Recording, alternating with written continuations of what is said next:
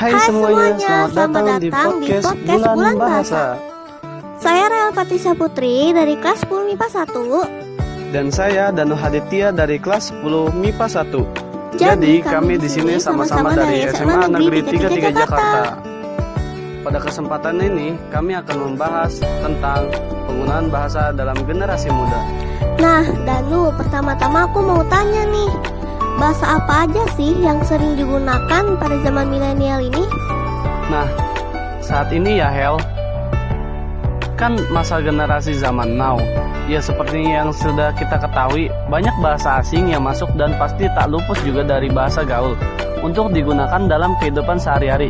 Kamu pasti tahu kan Hel, bahasa gaul itu apa? Aku ya pasti tahu lah apa itu bahasa gaul. Seperti contohnya istilah santuy atau mantul, atau ada juga bahasa gaul kebarat-baratan seperti PAP, PAP, yaitu singkatan dari post a picture yang biasa digunakan di media sosial gitu, Nu. Betul banget tuh Hel, dan masih banyak lagi. Menurut kamu, Nu, penting nggak sih bahasa Indonesia dipertahankan pada zaman milenial ini? Menurut aku sih ya Hel, bahasa Indonesia itu kan penting ya, karena bahasa Indonesia itu adalah jati diri sekaligus identitas bagi bangsa Indonesia. Wah, betul banget tuh, Nu. Nah, bukan hanya sebagai identitas bangsa Indonesia aja Hel, tetapi juga sebagai semua aspek kehidupan sehari-hari negara Indonesia dalam hal berkomunikasi. Oleh karena itu, perlu adanya kepatuhan dalam penggunaan bahasa Indonesia agar pertahanan bahasa Indonesia tetap terjaga, Hel. Benar banget, Nu. Dahulu bahasa Indonesia digunakan sesuai aturan berbahasa yang tepat. Namun kini, seiring dengan perkembangan teknologi dan pengaruh budaya luar, penggunaan bahasa Indonesia oleh remaja masa sekarang sangat tidak sesuai dengan kaidah berbahasa yang baik dan benar. Wah, sayang sekali ya, Hel.